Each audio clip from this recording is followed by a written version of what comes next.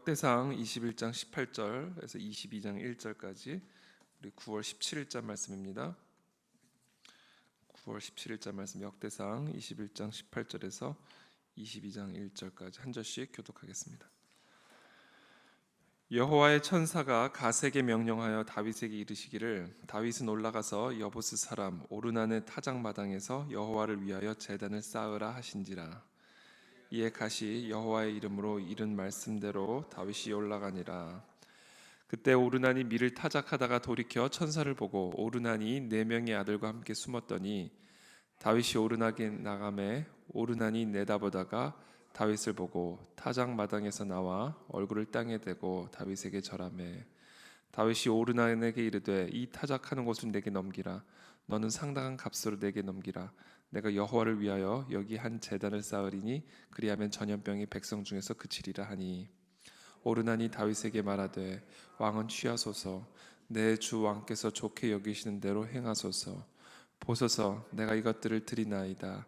소들은 번제물로, 곡식 떠는 기계는 화목으로, 밀은 소제물로 삼으시기 위하여 다 드리나이다 하는지라. 다윗이 오르난에게 이르되 그렇지 아니하다. 내가 반드시 상당한 값으로 사리라. 내가 여호와께 드리려고 네 물건을 빼앗지 아니하겠고 값 없이는 번제를 드리지도 아니하리라 하니라. 그리하여 다윗은 그 턱값으로 금 600세겔을 달아 오르난에게 주고 다윗이 거기서 여호와를 위하여 제단을 쌓고 번제와 화목제를 드려 여호와께 아뢰었더니 여호와께서 하늘에서부터 번제단 위에 불을 내려 응답하시고 여호와께서 천사를 명령하심에 그가 칼을 칼집에 꽂았더라.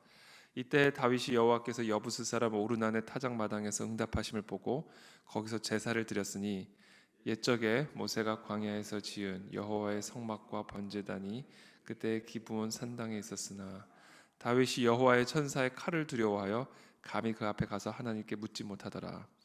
다윗이 이르되 이는 여호와 하나님의 성전이요 이는 이스라엘의 번제단이다 하였더라. 아멘. 네, 다윗이 지난주 토요일 말씀에 사단의 충동으로 이 인구 조사를 하게 되죠. 이 인구 조사를 표면적으로 보면 아무 문제가 없는 일입니다. 왕이 인구를 조사하는 거, 왕이 싸울 수 있는 군사의 병력 수를 세는 것은 아무런 문제가 없는 일이죠. 그러나 그 마음의 중심이 무엇이냐에 따라 그 사람이 하는 행동이 판단을 받게 되죠. 그것이 하나님이 사람의 행동을 판단하는 기준입니다. 겉으로 보기에 보이는 모습으로 그 사람을 판단하는 것이 아니라 그 사람의 행동을 판단하는 게 아니라 그 사람의 마음의 중심, 그 행동을 충동하는 그 중심으로 그 사람의 행위를 판단하는 것이죠.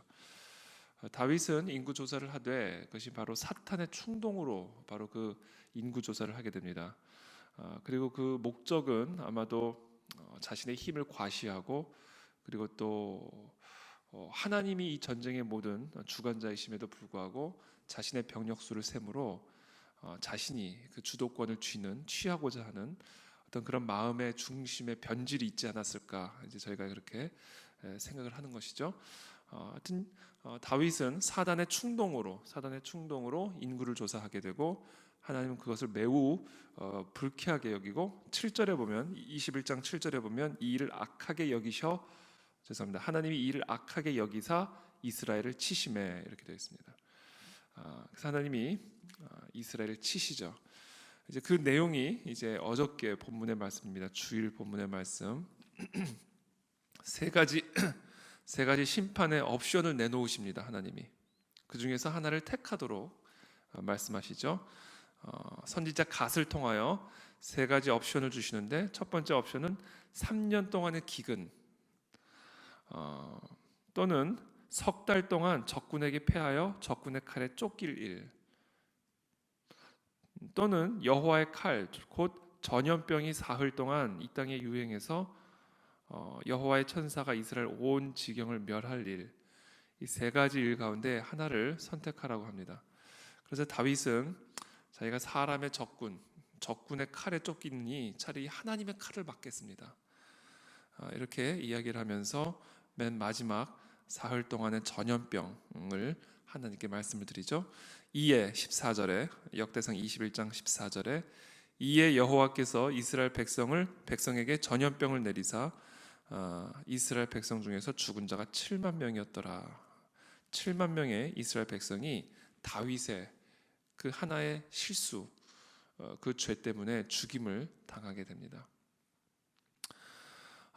그래서 하나님 앞에 비참한 마음으로, 정말 참혹한 마음으로 부르짖는 가운데 오늘 본문의 말씀이 이어지게 되는 겁니다. 18절에 오늘 본문 말씀이죠. 여호와의 천사가 갓에게 명령하여 다윗에게 이르시기를 다윗은 올라가서 여부스 사람 오르난의 타작 마당에서 여호와를 위하여 제단을 쌓으라 하신지라. 이에 갓이 여호와의 이름으로 이른 말씀대로 다윗이 올라가니라. 그러니까 오르난의 타작 마당에 번제단을 쌓으라는 것입니다. 다윗의 죄를 대속할 수 있는, 태울 수 있는 그 번제단을, 그 제단을 쌓을 것을 갓을 통해서 명령하시죠. 그리고 그 장소를 오르난의 타작 마당을 지정하셨어요. 그때에 오르난이 밀을 타작하다가 돌이켜 천사를 보고 오르난이 4명의 아들들과 함께 숨었더니 다윗이 오르난에게 나아가매 오르난이 내다보다가 다윗을 보고 타작마당에서 나와 얼굴을 땅에 대고 다윗에게 절하매 이제 다윗이 오르난에게 말합니다.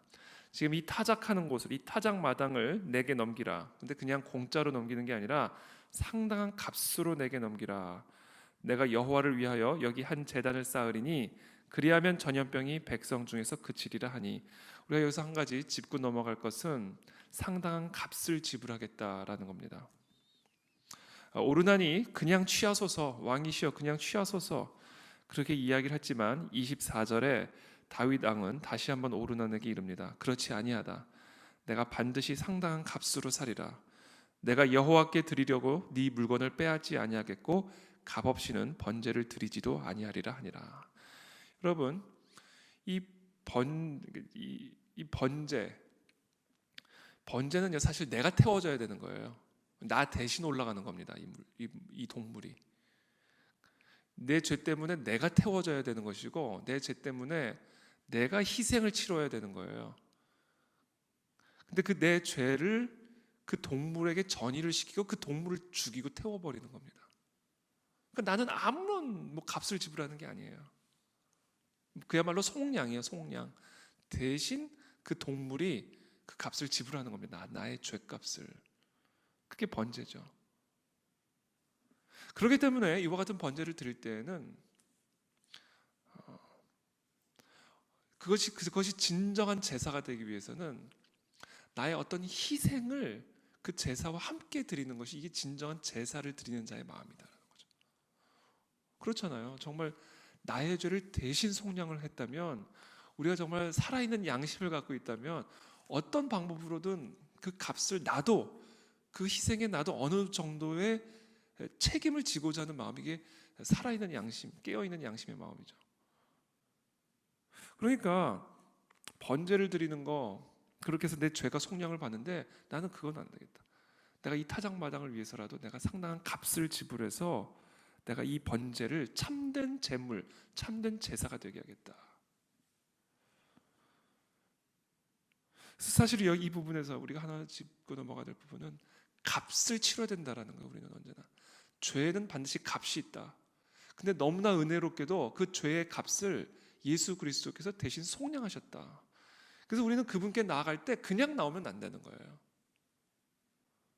그게 이제 오늘날 이 제사 속에서는 그게 헌금이 의미하는 바입니다. 헌금. 그리고 그 헌금이 정말로 의미하는 바는 헌물이에요. 헌물. 나를 같이 드리는 겁니다. 사실 내 인생을, 내 삶을. 그것을 우리가 헌금, 우리에게 있어서 가장 중요하게 여겨지는 그 금을 같이 가지고 나오는 거예요. 그래서 그 헌금이 본질의 의미가 아니고 그 헌금과 함께 나를 드리는 거고 내 삶을 드리는 거예요. 그게 진정한 제사다라는 겁니다.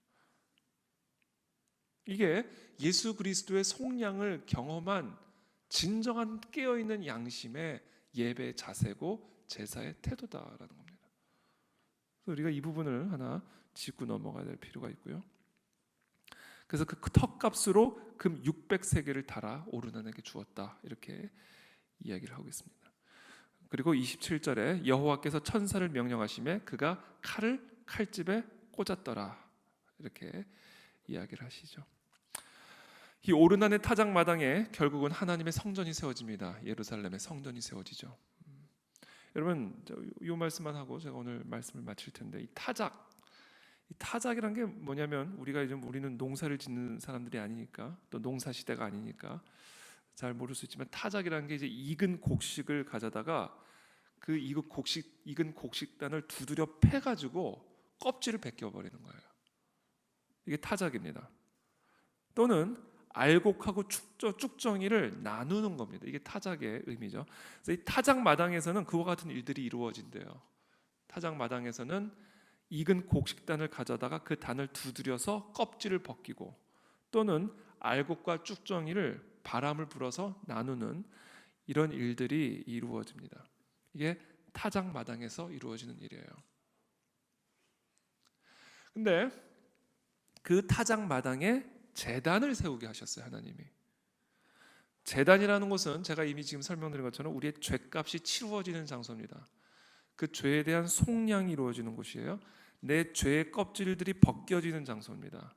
알곡과 쭉정이, 내 안에 있는 티가 제거되어지는 그런 장소가 제단이라는 장소고, 그 제단이라는 장소를 오르난의 타작마당에 세우게 하셨어요. 그리고 우리가 더 깊이 더 옛날로 들어가면 이 오르난의 타작마당이 바로 아브라함이 이삭을 바쳤던 모리아산의 장소입니다. 이 산을 제단에 제물로 바쳤던 그 장소. 그 장소가 바로 오르난의 타작마당이고, 그곳에 성전이 세워지고, 예수님께서는 이 성전을 허물라 내가 다시 새로운 성전을 세우겠다. 그리고 그분이 우리 인류의 제물로 제단 위에 올라가시는 그 십자가의 사건, 그것이 바로 타작마당이다라는 겁니다. 그래서 우리는 더 이상 지금 다윗이 맞는 것처럼 맞을 필요가 없게 된 거예요. 우리를 대신하여 그분이 타작을 당하셨습니다. 최근에 한 이단 그 문제가 돼서 여자 신옥주라는 여성이었는데, 이 사람이 그 타작마당이라는 걸 하더라고요. 성전이 타작마당이에요. 맞는 말이죠. 여기서 나온 거예요. 성전 타작마당에 성전을 세우는데, 그 타작마당에서 뭐를 하냐면요, 패요 진짜. 사람들을. 요새 최근에 그 방송이 돼가지고 저도 이제 그 방송 클립이 떠돌아다녀서 잠깐 봤는데, 그냥 사람을 뺨을요 쓰러지도록 패요. 이렇게. 그게 타작이에요. 죄를 떨어뜨리는 거예요. 패서. 이게 타작마당입니다. 그러니까 그거를 예수님이 우리를 대신해서 감당하셨다는 거예요. 그렇게 맞으셨잖아요. 아니, 그보다 더 참혹하게 맞았죠. 아마 그걸 방송 클립으로 녹화로 남겼으면요, 우리는 아마 예배 태도가 달라질 거예요. 내가 그렇게 맞아야 되는데, 그 자리에서 내 죄 때문에. 근데 그 자리에서 예수님이 대신 맞으셨잖아요. 그렇게 뺨을 채찍으로. 그게 타작마당이에요. 그러니까 우리가 이 타작마당에서 이루어진 이 예수님의 그 속량의 은혜를 우리가 정말로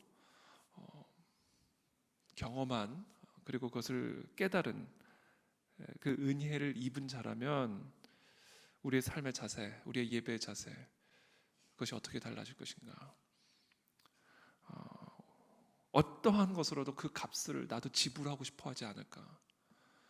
어떠한 방식으로도 내 삶으로 그 나를 위해서 대신 맞으시고 죽임당하신 그 예수님의 그 희생을 위해 나도 어떤 식으로든 참여하고 동참하기를 원하고 싶어 하지 않을까. 이제 이것이 사실은 이 은혜를 경험한 자의 올바른 신앙의 자세, 예배의 자세다라는 겁니다. 그래서 오늘 이 아침에 우리가 그 은혜를 기억하며 우리의 삶을 다시 한번 하나님 앞에 정말 헌물로 올려드리게 되기를 축복하고, 동시에 또 그 은혜를 힘입어 우리가 승리하는 그런 은혜를 오늘 우리 모두가 경험하게 되기를 예수님의 이름으로 축복합니다. 기도하겠습니다. 살아계신 예수님, 오늘 이 시간 이 아침에 우리를 위해서 대신 맞으시고 죽임당하신 예수 그리스도의 그 성령의 은혜를 저희들이 다시 한번 기억합니다. 이 타작마당에서 채찍으로, 손바닥으로, 발길질로 타작당하셨던 그 예수 그리스도의 그 사랑의 은혜, 그 은혜를 힘입어 오늘도 우리가 승리하게 도와주시옵시고, 또 우리의 삶을 온전한 제물로 하나님께 기뻐하는 산 제사로 올려드리는 우리의 삶이 되어지도록 은혜를 베풀어 주시옵소서. 예수 그리스도 이름으로 기도합니다. 아멘.